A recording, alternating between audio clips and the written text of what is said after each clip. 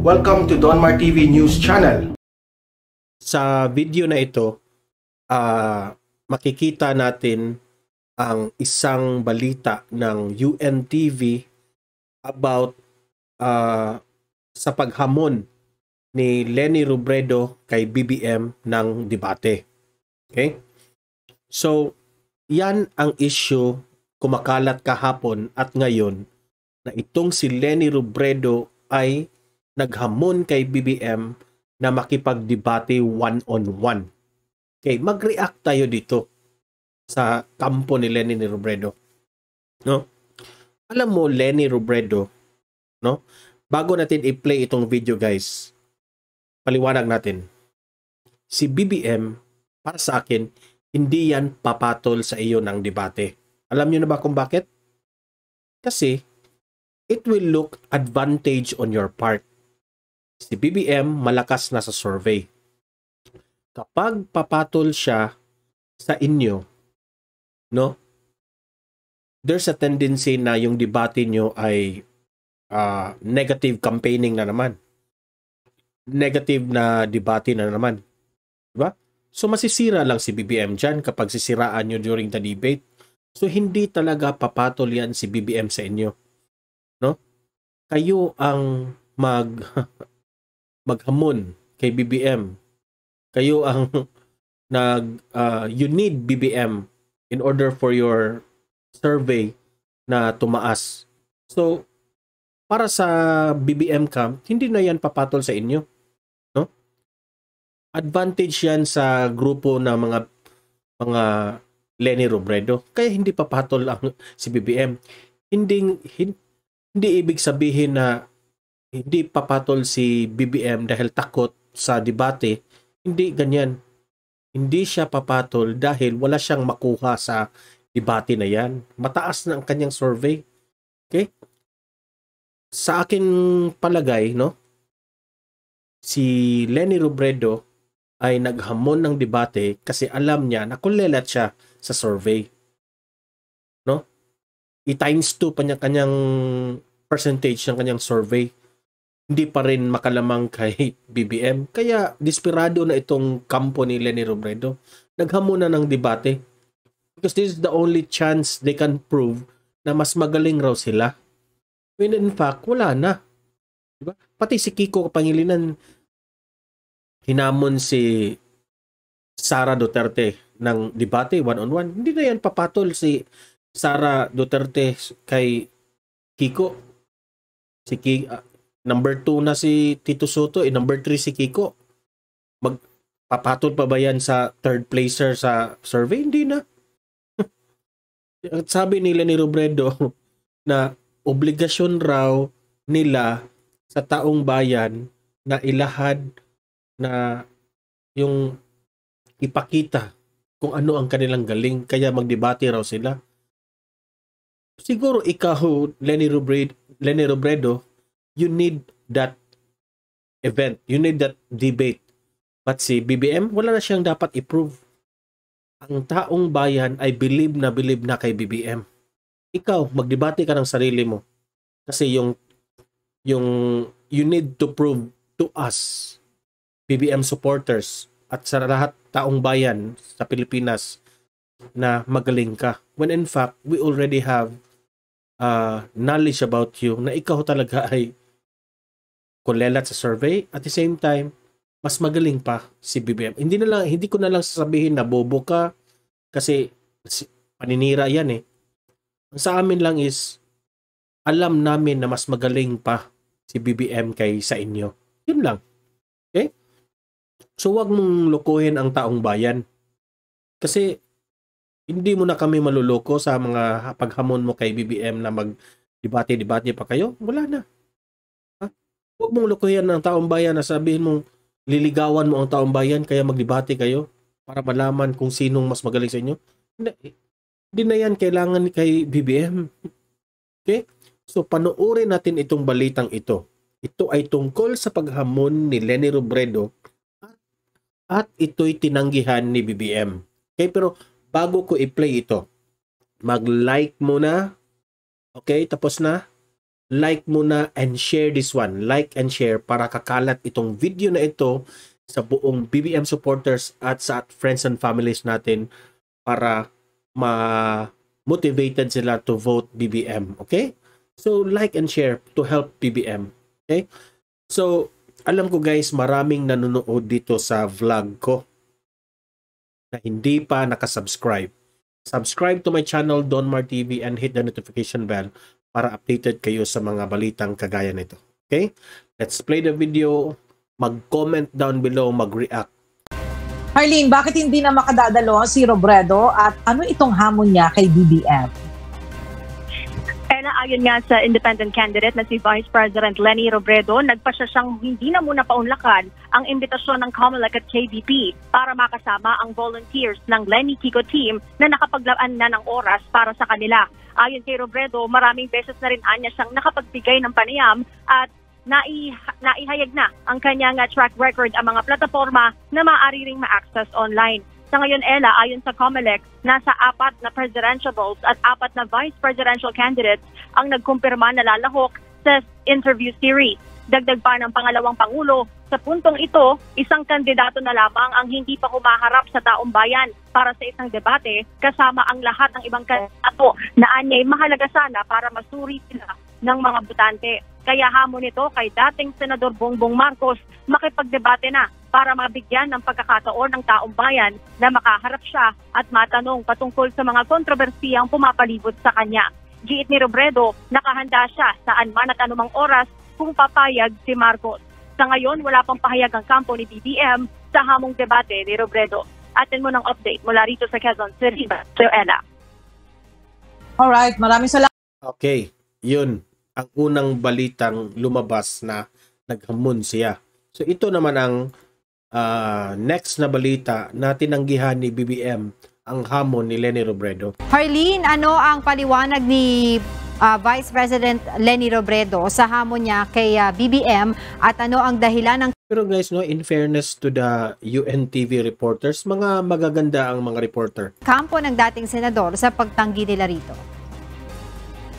Angela, ayon nga sa independent candidate na si Vice President Leni Robredo, ay responsibilidad nila bilang mga kandidato na ipresenta ang kanilang sarili sa taong bayan. Oo nga, responsibilidad ng sa inyo na maghayag kayo ng plataforma or magdebate kayo para malaman kung sino mas magaling sa inyo.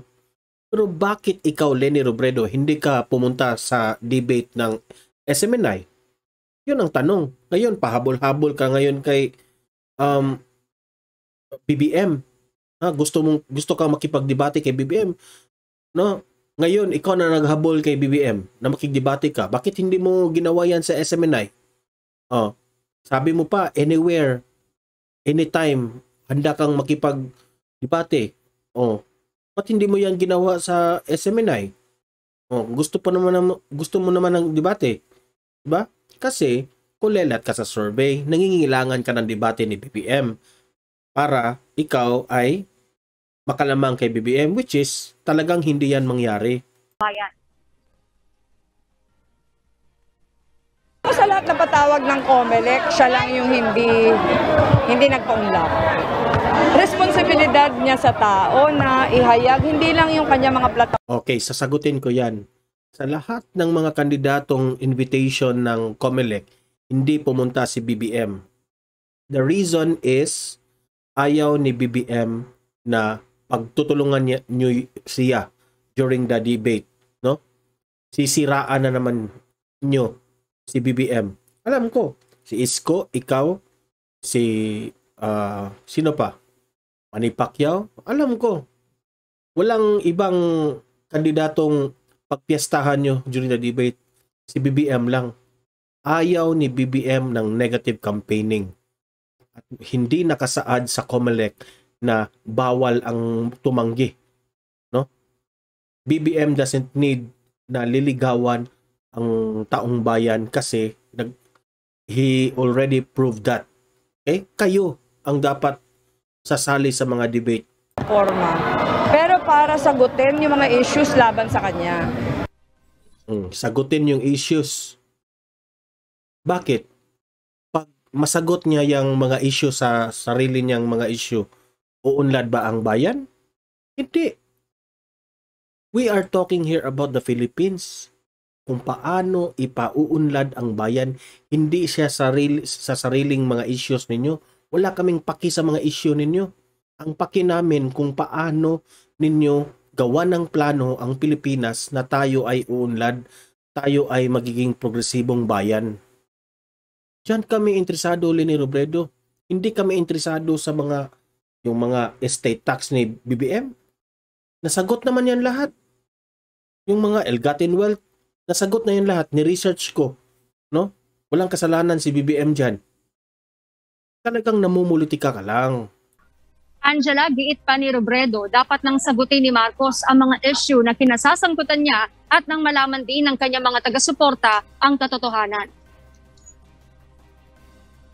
Mahirap kung ayaw niyang harapin ito kasi napakarami Ikaw ang mahirap kasi kulelat ka. Hindi mahirap para sa kanya. ng disinformation sa fake news. At dapat tanungin siya nito harapan para malaman ng kanyang supporters kung ano ba talaga yung totoo. Kasi napakarami. Hindi namin kailangan malaman yan kasi alam na namin lahat. Bago kami nag-support, alam na namin lahat. Nag-research na kami. Yung napapapaniwala na mga kasinungalingan. Dapat sana may pagkakaroon. Anong kasinungalingan? Ikaw ang nagsisinungaling. No? When you give accusation, you give evidence, you give facts, Leni Robredo. Taon yung taong i-confront siya about this.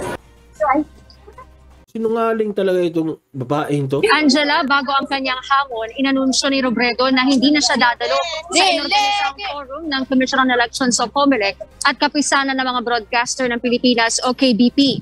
Ang kanyang running mate na si Senator Lagi siyang naghamon kay BBM, hindi naman pinapansin. Francis Kiko Pangilinan, nakiisa rin sa panawagang humarap na ang BBM-Sara tandem sa isang debate. Nakahanda rin nila sila ni Robredo para rito anumang oras. Isa pa itong si Kiko. Habol kay Sara Duterte. Habulin mo muna si Tito Soto, yung pangalawa, pangatlo ka lang sa survey. Kahit sa vice presidential race, dapat humarap si Sara. Dapat humarap si BBM. Silang dalawa. Kasi kami lumiligaw. Dapat sa sitwasyon yung you need them. Dapat para kayo tataas sa survey. Pero bakit si Inday Sara at si BBM tinanggihan ang hamon nyo? Kasi advantage yan sa inyo. Ba't naman siya papatol sa inyo ng baba ng survey nyo? Sino ba kayong papatulan? Sa taong bayan. At pag lumiligaw, dapat humaharap para makilatis. Tapos na ang nangligaw si BBM at Sara. Effective. Tumaas ang kanilang survey. Hindi na kailangan nila. Mensahe naman si Pangilinan sa COMELEC. Itong COMELEC, anong nangyari sa inyo? Hindi na nga sumisipot sa mga debate ninyo. Tapos nung ginawa ninyong interview, hindi rin sisipot. Siguro naman pambabastos na yata ito. Baka naman bigyan nyo naman ng konting respeto yung institusyon ng COMELEC. Pakita nyo ngipin ninyo. Hindi naman kayo inutil, di ba? Talo na kayo. Sa isang pahayag, Angela, sinabi ng tagapagsalita ni Marcos na si Attorney Vic Rodriguez na posibleng magkaiba ang pamamaraan ni Robredo at Marcos sa pakikipag-usap sa taong bayan. Correct. Positibong pangangampanyaan niya ang ginagawa ni Marcos habang pawang negatibo at paninira lang ang ginagawa ng kampo umano ng Dilawan. Gate ni Rodriguez, kailanman hindi mangyayari ang hamong debate ni Robredo kay Marcos sa ilang kadahilanan. At batid din umano ni Robredo ang mga kadahilanang ito. Naman. Ngayong araw, Angela, muling bumisita si Robredo sa probinsya ng Laguna. Dito, sinalubong si Robredo ng kanyang mga taga-suporta at nakipagdialogo sa iba't ibang sektor mula sa Paete at Pagsanhan. Nagkaroon din ng isang multi-sectoral assembly sa Don Bosco College sa Kanlubang sa lungsod ng Calamba. Noong 2016 vice presidential race, natalo sa Laguna si Robredo kay Marcos na mahigit 50,000 boto. Angela, sa ngayon nagpapatuloy yung isinasagawa. So ayan, hindi ko na tatapusin. Kawawa, hindi pinapansin. Panalo na kasi si BBM Kaya hindi papatol si BBM sa inyo. Kaya ikaw, Leni Robredo, mag-impake ka na lang dahil talo ka na. Talo ka na. Yan ang katotohanan. Kaya, desperado ka na. Desperado ka nang makipagdebate. Iyak ka na lang. So, ayan guys, yun ang video. So, nagbibiro lang tayo ha. Pero, sports lang tayo. Good luck sa May 9 election. Hindi kailangan ni BBM ng debate kahit sino. Okay? So, mag-like and share this video para malaman ito sa buong BBM supporters, sa friends and families natin. Okay? Ipanalo ang BBM Sara Duterte unit team this May 9, 2022. Okay? Like this video and share this one. Subscribe to my channel Don Mar TV and hit the notification bell para updated kayo sa mga videos na kagaya nito. Okay?